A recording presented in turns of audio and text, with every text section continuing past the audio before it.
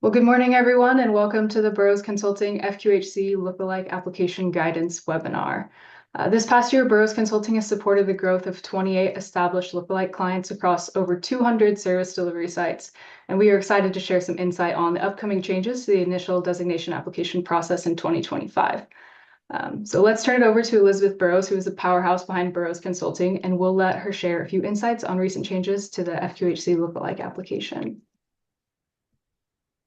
Yeah, so first of all, welcome. We love creating FQHCs. Honestly, it's my favorite thing to do, and we've been able to work with a lot of FQHCs and lookalikes this past year. We're going to talk about the key changes that HRSA has made to lookalike guidance and talk about the application process and then have time for questions and answers. So thanks for joining us. So again, who we are getting nearly $500 million in grant funding. We're really excited about that. We impacted 1.6 million patients in 2024 alone. And I'm going to tell you, we're looking forward to a great 2025. We want to help you create the margin so you can do the hard work of carrying out your mission. So we look forward to working with you. And first, what is an FQHC? So just to go over, they're called community health centers, FQHCs, LALs. There's a lot of words and a lot of alphabet soup, but what does it mean is that you're a health center under the Section 330 grant funding or the 330 grant program through HRSA. And again, you serve low income, uninsured, and underinsured populations. And you can be rural, urban, located anywhere in the US, but you need to be serving a medically underserved area or medically underserved population.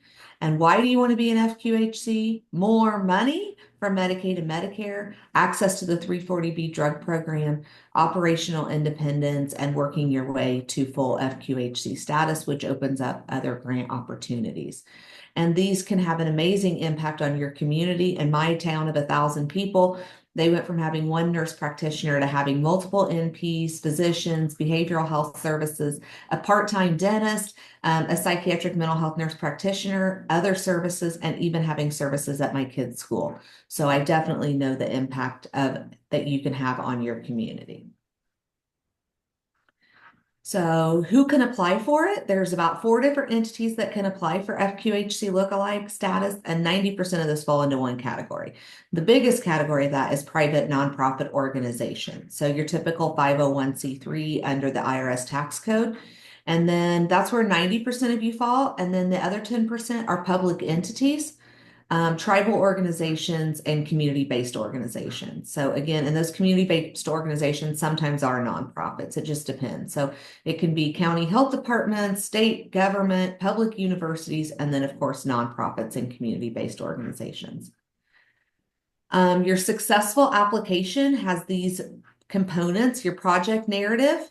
You have attachments, including a service area map and those board bylaws that are really important, program-specific forms, and now we are limited to 90 pages. That's one of the big changes. So again, you may say, whew, 90 pages is a lot. We say, wow, that's a cut. We're going to have to be really concise in our writing because most of our applications were well over 120 pages. So again, these are what it takes to become a lookalike. Just to go over some key changes. First, governance requirements, independent board control, 51% of the board must be patient served, local representation, and stricter rules on conflicts of interest. So again, if you have specific questions about that, reach out to us. But you really do want to make sure that you have those conflict of interest policies in place. And people get hung up, oh no, I may be also on the hospital board. That's fine. Make sure you declare that. I'm also on the local community foundation and the school board, and we eventually want to partner with the schools. Great, not a problem. Just make sure that is disclosed in your conflict of interest statement. Your service area, there is a new proximity rule which came out, and that means overlap within 1 mile of existing centers requires justification.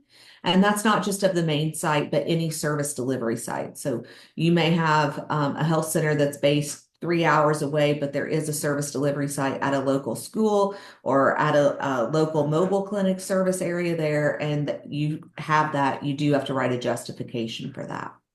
And there is a priority for areas with an unmet need score of 75 or higher. If you're familiar with the new Access Point grant, you know the importance of that UNS or Unmet Need Score.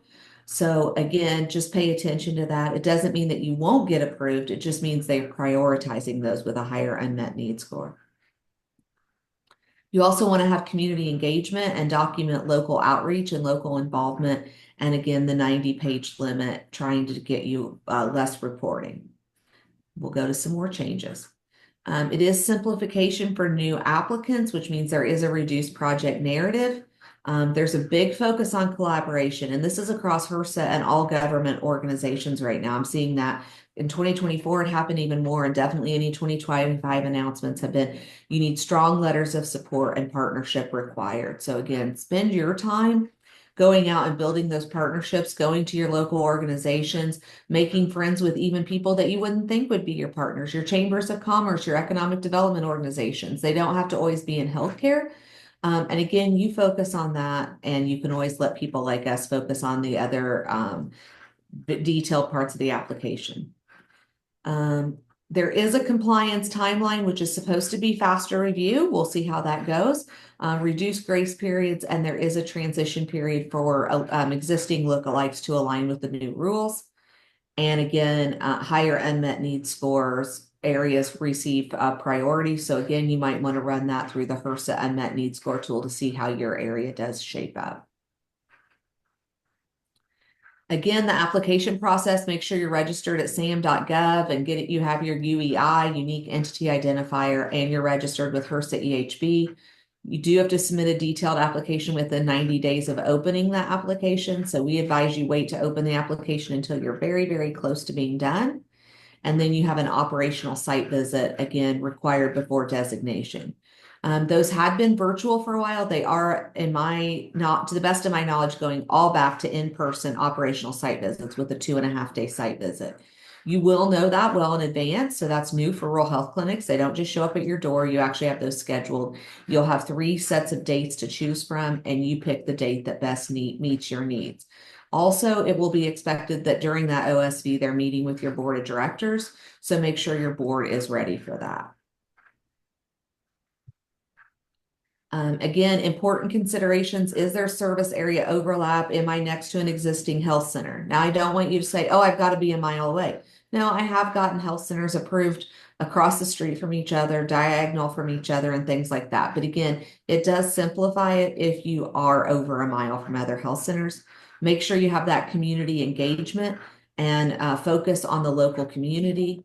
You have unmet needs and prioritizing big healthcare gaps, and make sure you align your entire narrative and your whole compliance program with the health center program standards. And again, those are all available at HRSA.gov, or you can reach out and email us and we'll send those to you. Awesome. Thank you so much for running us through this updated application process. I would now like to open up the floor for any questions. So if you do have a specific question in mind, please feel free to drop it in the chat. And while you're thinking through questions, there are a couple that I know we mentioned in registrations. So we can get started with those. But first, how can organizations best prepare for the new governance requirements, especially in areas with limited patient board member representation? Again, that is where that local involvement pays off. So, reach out to your local community, go get involved with the local schools, go to the local Optimist Club or the Rotary Club, get to know local people so you can involve them on your board. And also, you can always go recruit people to be patients. So if you know awesome board members, encourage them to become patients of your health center and get them involved. Also, it's really important to offer board training and give your board members ways to learn about the importance of being on not just a nonprofit board, but specifically a health center board. And many of our primary care associations and the National Association of Community Health Centers do offer opportunities for that. Awesome. What strategies would you recommend for applicants proposing services in areas with existing health centers to strengthen their justification and reduce the risk of denial? Well, I think it is showing that you're already serving a target population. Maybe you have a set population. Maybe there's another health center that's already serving migrant farm workers, and maybe you're serving a totally different population. You're serving the LGBTQIA+ population. anything like that that can differentiate you or make you special is always a way that should help you get approved. And also showing the patients that you're already serving. That can be really important as well. So again, keep doing the great work you're doing. And again, I really do believe when you're doing the right thing, the paperwork does fall into place. Awesome. So given the shortened grace periods and potential increased scrutiny on service areas, what steps should organizations take immediately to stay compliant and avoid operational disruptions? Well, definitely, look at your map, know where other health centers are, go to HRSA, find a health center. Some people don't even realize there's a health center close to them. Work on partnering with them in ways that you can collaborate. In my experience, there's always plenty of need to go around, and these communities need your services. So figure out ways that you can work together and show that in the application. It's always great to show that collaboration, and that can help you get approved. And also just show ways that you guys are serving different populations and meeting unique needs within your community. And I think that's going to be the most important. And it looks like we do have one more question. How can applicants effectively engage with their communities to meet the new operational compliance requirements for pre-application notifications and outreach? Do the hard work. Get out on the ground, go meet people, go to community events, go to your local Facebook page. Most towns have a Facebook page, join it. Find out what's happening within that community. Every community is different. In some communities, everyone goes to the Lions Club meeting. In some communities, everyone goes to the Rotary Club. So figure out where that is, get involved, start volunteering, figure out ways to engage members of your community. And, if you are a clinic, you probably already know these, but, reach out to the local school, reach out to the local jail, reach out to the local court system. I guarantee they're going to be excited to have resources for people that they work with to be able to go to. So partner with them and figure out ways that you can work together to really meet those unique needs of your community. And I promise there's always plenty of work to go around, especially when we look at the healthcare needs across our entire country. There's plenty of work to be done. So let's figure out how we can do it together. Awesome. Well, with that, it looks like we will be wrapping up our Q&A portion. If you do have questions that we didn't answer, please do feel free to reach out to us. If you have something you'd like to discuss independently, please send an email to Elizabeth at burrowsconsulting.net. And we are always happy to work with you independently. So with that, we thank you so much for joining us to learn more about changes to the FQHC Look-Alike application process with the new guidance released by HRSA. We'll also be sharing this recording on our YouTube page. And if you're interested in viewing it again or sharing it with colleagues, you're welcome to find it there. And we'll be sharing a link here after this webinar. Thank you so much, everyone.